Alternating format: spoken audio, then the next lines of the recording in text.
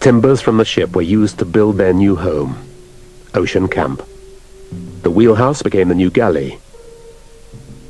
Hurley ingeniously converted part of the ship's boiler into a stove, heated by penguin skin and seal blubber.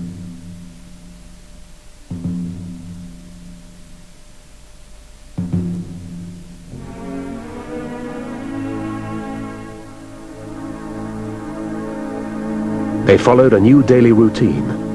The main activity became hunting for food and fuel. Each man knew rescue was impossible. They were managing to stay alive, but to what end?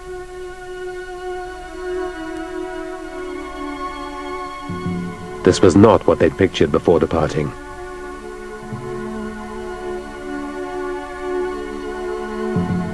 Artist George Marston had left a letter for his daughter.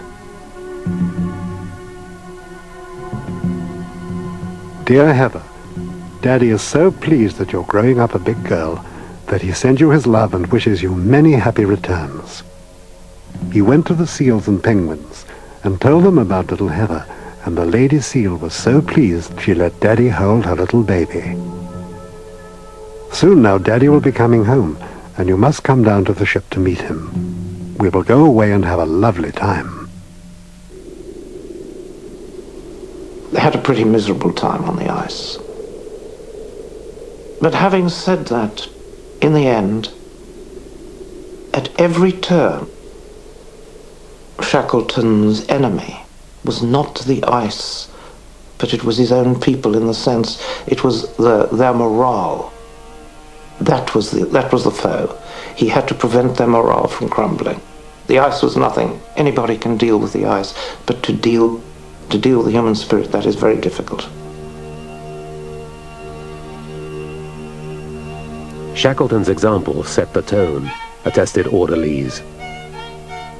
His unfailing cheerfulness means a lot to a band of disappointed explorers like ourselves.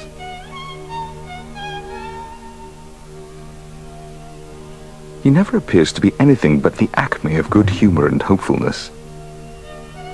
He is one of the greatest optimists living.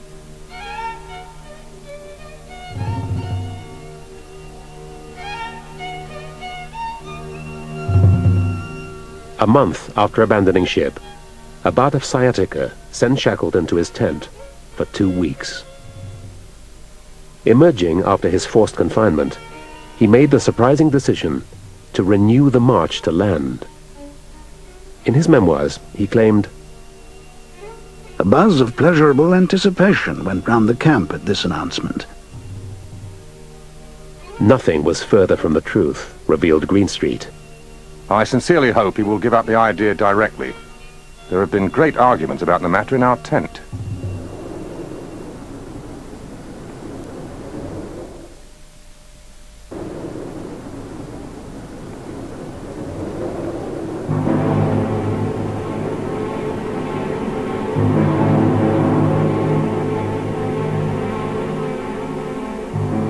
In their effort to reach land, Shackleton's men harnessed themselves like dogs.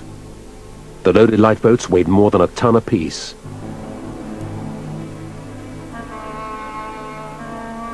Painfully, the men hacked their way through pressure ridges obstructing their path. At times, they trudged up to their knees in snow.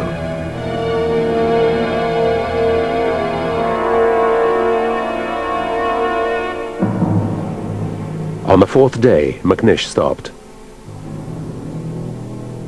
Earlier, the carpenter had proposed to build a sloop from the wreckage of the Endurance. Shackleton had rejected the offer. Now McNish rebelled. He refused to continue, maintaining that his duty to obey orders had ended when the ship went down. Chippy was a man who didn't like being told what to do. You know what I mean? It's all one who you were. If Chippy didn't like it, Chippy would tell you.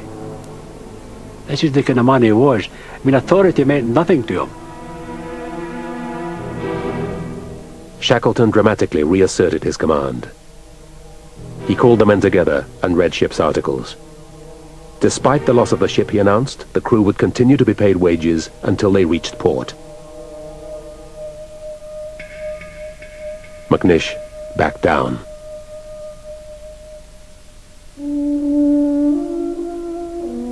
No leader on the edge of survival can tolerate the least threat to his authority.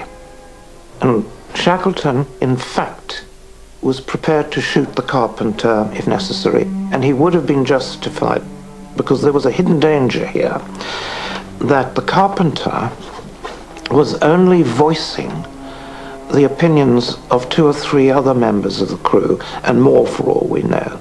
And had this not been crushed immediately, the whole party would have disintegrated.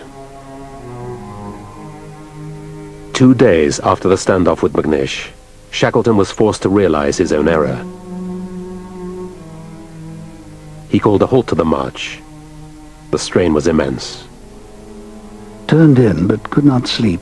I'm anxious. Everyone working well, except the carpenter. I shall never forget him in this time of strain and stress.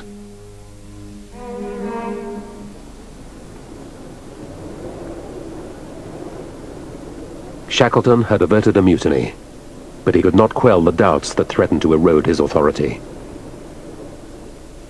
A week of back-breaking effort had left his men worse off than before. Precious equipment had been left behind. Life at their new base, Patience Camp, would be much harder.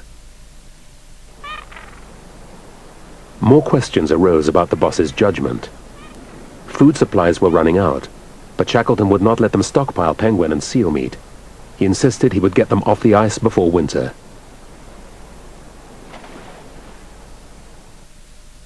Lionel Greenstreet, the ship's first officer, openly questioned the boss's decision. His sublime optimism all the way through is, to my mind, absolute foolishness. Everything was going to turn out all right, and no notice was taken of things possibly turning out otherwise. And here we are. You're a bloody pessimist, retorted Shackleton. For once, orderlies voiced the fears of many. They had to have meat, he put on record, in the event of another winter on the floes.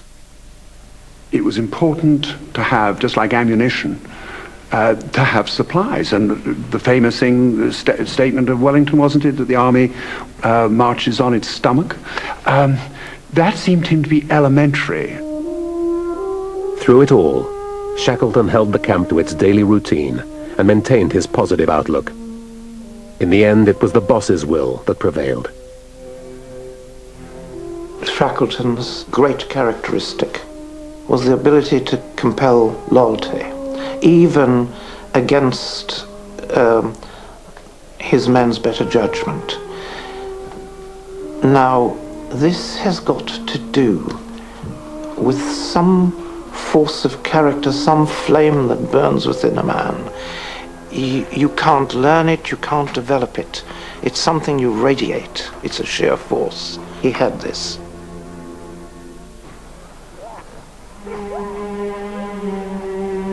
Game grew harder to find. There was no food for the dogs.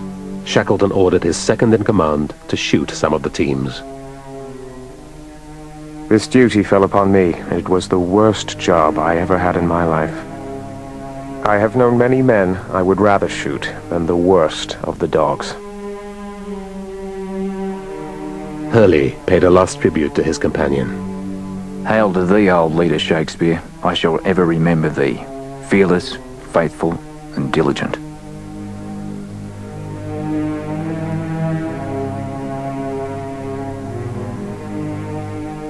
Within weeks, the remaining teams were shot, and this time, eaten. Frank Wilde shot the last of our faithful dogs, of which we kept the 5 young ones for food, and their flesh tastes a treat after living so long on seal meat, and this last 14 days on almost nothing.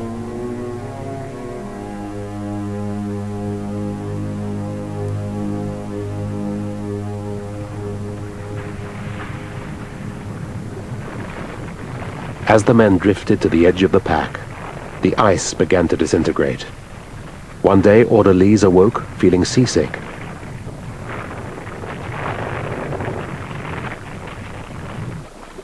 The ice was now so thin, they could feel the swell of the ocean beneath. Soon, nothing would be left under their feet.